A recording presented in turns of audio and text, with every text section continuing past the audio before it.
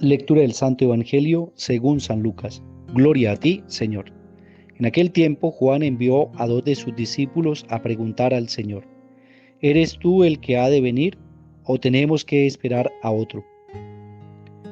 Los hombres se presentaron a Jesús y le dijeron: Juan el Bautista nos ha mandado a preguntarte: ¿eres tú el que ha de venir o tenemos que esperar a otro? Y en aquella ocasión Jesús curó a muchos de enfermedades, achaques y malos espíritus, y a muchos ciegos les otorgó la vista. Después contestó a los enviados: vayan a anunciar a Juan lo que han visto y oído. Los ciegos ven, los inválidos andan, los leprosos quedan limpios, los sordos oyen, los muertos resucitan, y a los pobres se les anuncia la buena noticia. Y dichoso el que no se escandalice de mí. Palabra del Señor. Gloria a ti, Señor Jesús. Queridos hermanos y hermanas, una bendición especial en este nuevo día de vida que el Señor nos regala. Cada día es una oportunidad nueva para escuchar el mensaje de la palabra de Dios. Es la forma que Dios tiene también de comunicarse con nosotros a través de su palabra. Ahí nos alimenta, nos da su enseñanza, nos muestra el camino por el que Él quiere que cada uno de nosotros sigamos y a la vez nos fortalece en nuestro camino de fe. Hoy el texto bíblico es el que escuchamos el día domingo, el tercero del tiempo de Adviento, y hoy nos pone a reflexionar nuevamente en la figura de Juan el Bautista. Hay que ubicarnos en ese contexto.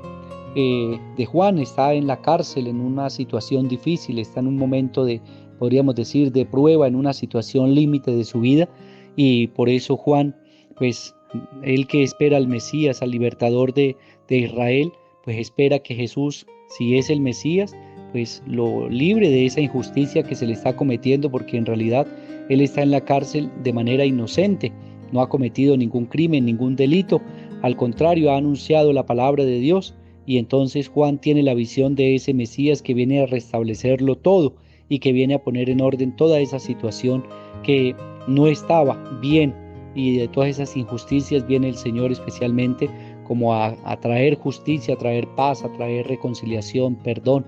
Pero Jesús le ayuda también a quitar esa imagen de ese Mesías triunfalista del que espera el pueblo de Israel. De pronto lo esperaban muchos como un guerrero, otros lo esperaban como ese líder espiritual que viene a restablecer el orden también desde dentro hacia afuera. En fin, habían muchas maneras de esperar al Mesías, y la manera de ver de Juan era aquel que traía la justicia, y como él estaba en la cárcel preso de manera injusta, pues él por lo menos esperaba que el Mesías viniera como para traer la libertad, como para quitar ese sistema opresor de la época.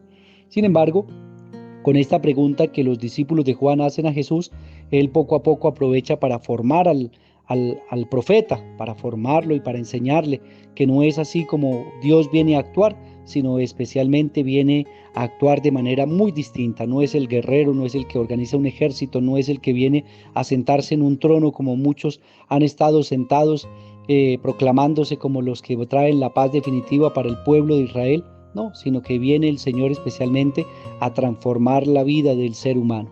Y por eso Él hace esos milagros, esas obras. Le devuelve la vista a los ciegos, el oído a los sordos, a los que están con lepra los limpia, a los que están poseídos por el demonio los libera. Y el Señor va haciendo, anuncia la palabra de Dios a los pobres, a aquellos que tienen que escuchar el mensaje de la palabra de Dios. Y los pobres para Jesús no son solamente los pobres económicos, sino también aquellos que tienen muchas riquezas, pero su corazón está pobre de la presencia del Señor Jesús. Entonces, ahí aprovecha el Señor para evangelizar a los apóstoles de Juan o a los discípulos de Juan. Aprovecha para decirles: miren lo que ustedes están viendo, esta es la experiencia que ustedes tienen. Ahora sí, vayan y cuenten a Juan lo que ustedes han visto y oído. Otra enseñanza, es decir, vayan y cuenten de lo que ustedes han sido testigos en este momento. Vayan, cuenten, y ahora sí empieza Jesús a enumerarle: los cojos andan, los ciegos ven, los sordos oyen. Toda esta situación que el Señor hizo es para que el discípulo cuente que en realidad cada uno de nosotros somos los que tenemos que sacar la conclusión, o nosotros cada uno debemos dar la respuesta.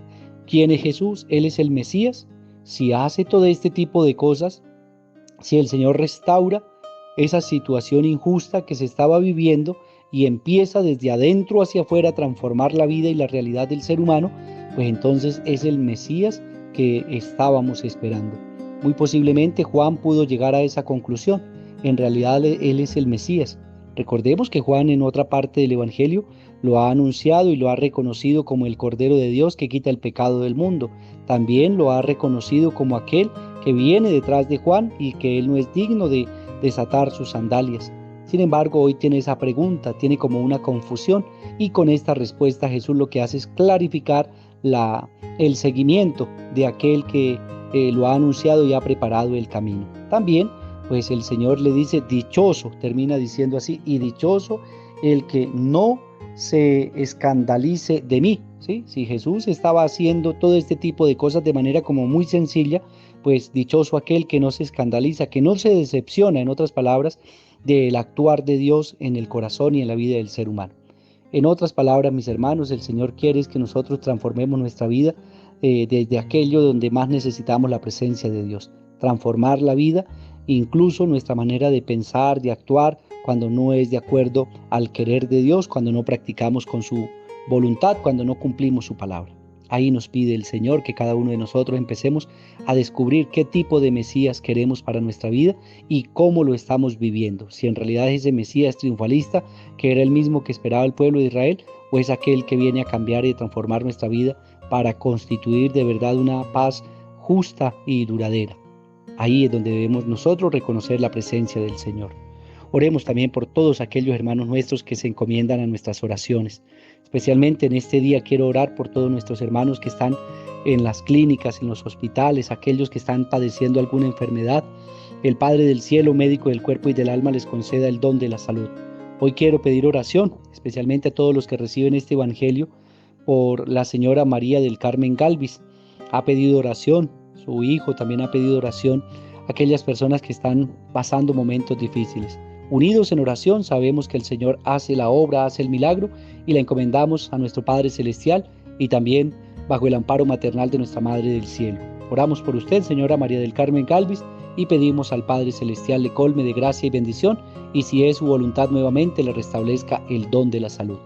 Oremos por nuestros hermanos que hoy cumplen un añito más de vida. El Señor bendiga su proyecto y que siempre vaya de la mano de Dios. Dios les bendiga, que tengan un feliz cumpleaños. Un abrazo y una bendición para ustedes. Oramos también por el eterno descanso de nuestros hermanos difuntos. El Padre del cielo los reciba en su patria celestial y los colme de gracia y bendición. A todos nosotros nos bendiga el Señor en el nombre del Padre y del Hijo y del Espíritu Santo. Amén. Feliz día para todos. Dios nos bendiga.